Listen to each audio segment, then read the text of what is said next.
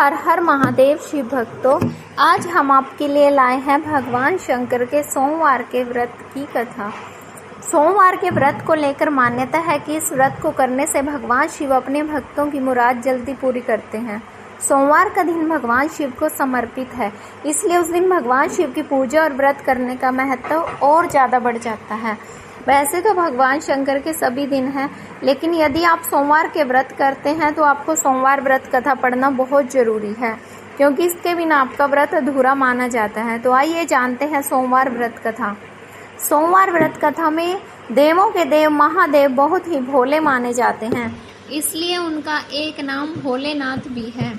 पौराणिक मान्यता अनुसार भगवान शंकर को प्रसन्न करने के लिए किसी भी तरह के खास विशेष पूजन की आवश्यकता नहीं होती, क्योंकि कहा जाता है कि वह तो भोले हैं और भक्त की मन से की गई क्षणिक मात्र की भक्ति से भी वह प्रसन्न हो जाते हैं। अगर आप भी शिव की भक्ति और कृपा पाने के लिए सावन के सोमवार का व्रत करते हैं तो इस कथा से भोलेनाथ को प्रसन्न कर सकते हैं। तो इस कथा का मेन है साहूकार को मिला संतान प्राप्ति का वरदान। एक बार किसी एक नगर में एक साहूकार था। उसके घर में धन की कोई कमी नहीं थी, लेकिन कोई संतान न होने के कारण वह बहुत दुखी था। संतान प्राप्ति के लिए वह हर सोमवार को व्रत रखता था और पूरी श्रद्धा के साथ शिव मंदिर जाकर भगवान शिव और माता पार्वती की पूजा करता था। उसकी भक्ति देखकर एक दिन मां पार्वती प्रसन्न होकर भगवान शिव से साहूकार की मनोकामना पूर्ण करने का निवेदन किया। पार्वती जी के आग्रह पर भगवान शिव ने कहा कि हे पार्वती, इस संसार में हर प्राणी को उसके कर्मों का फल मिलता है और जिसके भाग्य में जो है उसे भोगना ही पड़ता है। लेकिन पार्वती जी ने साहूकार की भक्ति देखकर उनकी मनोकामना पूर्ण करने की इच्छा व्यक्त की।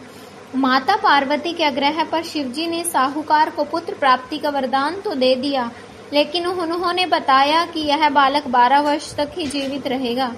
माता पार्वती और भगवान शिव की बातचीत को साहूकार सुन रहा था, इसलिए उसे न तो इस बात की खुशी थी और न ही दुख। वह पहले की भांति शिवजी की पूजा करता रहा।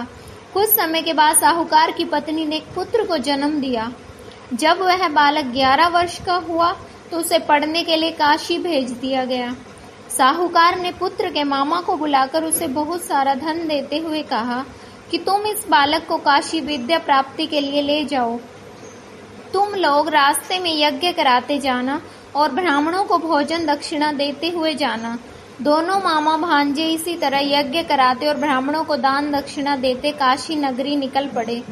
इस दौरान रात में एक नगर पड़ा, जहां नगर के राजा की कन्या का विवाह था, लेकिन जिस राजकुमार से उसका विवाह होने वाला था वह एक आंख से काना था।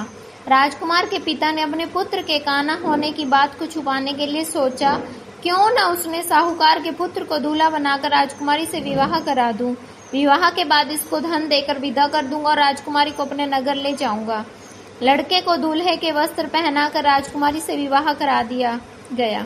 साहूकार का पुत्र ईमानदार था, उसे यह बात सही नहीं लगी, इसलिए उसने अवसर पाकर राजकुमारी के दुपट्टे पर लिखा कि तुम्हारा विवाह तो मेरे साथ हुआ है, लेकिन जिस राजकुमार के संग तुम्हें भेजा जाएगा वह एक आंख से काना है। मैं तो काशी पढ़ने जा रहा हूँ। जब राजकुमारी ने चुन्नी पर लिखी बातें पढ़ी तो उसने अपने माता पिता को यह बात बताई।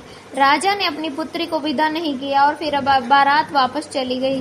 दूसरी ओर साहूकार का लड़का और उसका मामा काशी पहुंचे और वहां जाकर उन्होंने यज्ञ किया। जिस दिन लड़का 12 साल का हुआ उस दिन भी यज्ञ का आयोजन था। लड़के ने अपने मामा से कहा कि मेरी तबीयत कुछ ठीक नहीं है। मामा ने कहा कि तुम अंदर जाकर आराम कर लो। शिवजी के वरदान अनुसार कुछ ही देर में उस बालक के प्राण निकल गए। मृत भांजे को देख उसके मामा ने विलाप करना शुरू किया। संयोगवश उसी समय शिवजी और माता पार्वती उधर से जा रहे थे। पार्वती माता ने भोलेनाथ से कहा, स्वामी, मुझे इसके रोने के स्वर सहन नहीं हो रहा, आप इस व्यक्ति के कष्ट को अवश्य दूर करें।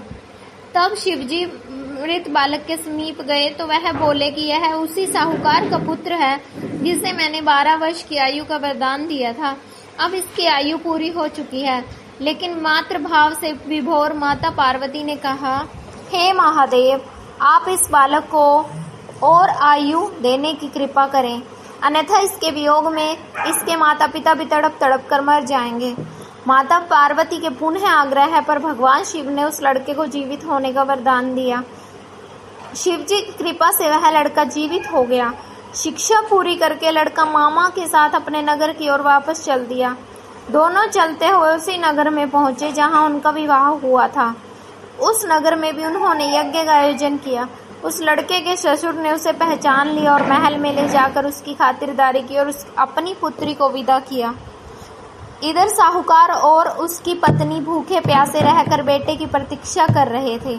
उन्होंने प्रण कर रखा था कि यदि उन्हें अपने बेटे की मृत्यु का समाचार मिला तो वह भी प्राण त्याग देंगे, परंतु अपने बेटे के जीवित होने का समाचार पाकर वह बेहद प्रसन्न हुआ।